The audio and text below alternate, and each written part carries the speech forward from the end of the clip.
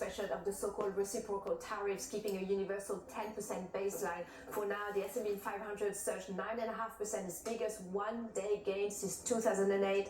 The Dow Jones Industrial Average popped almost 8%, and Nasdaq 12%, its second best day ever. And Asian and European markets have followed into the rally this morning, but there are still some concerns around a trade war with China after President Trump yesterday raised the tariffs on imports from China to 125%, after Beijing also yesterday hiked its tariff on US imports to 84%, taking effect today. And that's why we see the US futures actually in the red this morning. So it's unclear whether the tariff negotiation with different countries will be successful over the next 90 days. So I'm concerned that this is just a short reprieve in a more long-term downturn. And if there's one thing, Ali, that the markets don't like, it's certainly uncertainty.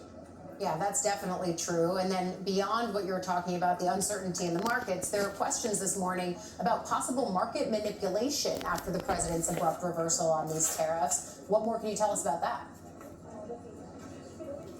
Indeed, questions have been raised about President Trump's statement on social media not long before the trading opened yesterday. Trump wrote on Truth Social, "Be cool, everything is going to work out well," adding a few minutes later, "This is a great time to buy." And in the early afternoon, President Trump announced the suspension on the tariffs, sending stocks higher. So social media exploded with accusations that the president had orchestrated a reverse pump and dump scheme that is driving stock prices down to buy them before they rise again. And we have several Democratic lawmakers calling now for an investigation into market manipulation or insider trading. Now, there is no evidence to suggest that President Trump was seeking to manipulate markets or that he or any of his advisors acted on inside information. The White House spokesperson said yesterday that it is the responsibility of the president to reassure the markets and Americans about the economic security in the face of non-stop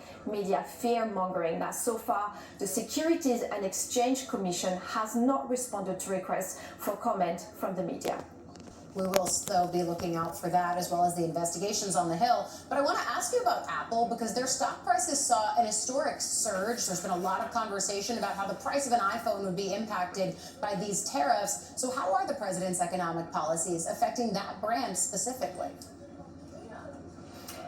Indeed, the Apple stock was up 15% yesterday after the pause on tariffs, and that's one of the stocks that's been heavily impacted over the past week after the tariffs were announced because of the heavy exposure that Apple has to some countries like China, India, Vietnam, etc. There's no concern of the outlook of the company because of the impact of these tariffs. So we saw some relief yesterday, but there are still some concern over the China exposure. Now we're waiting to hear from the company that has not commented on tariffs just yet. They are reporting numbers on May the 1st, and a lot of investors will be watching for any comments from CEO Tim Cook.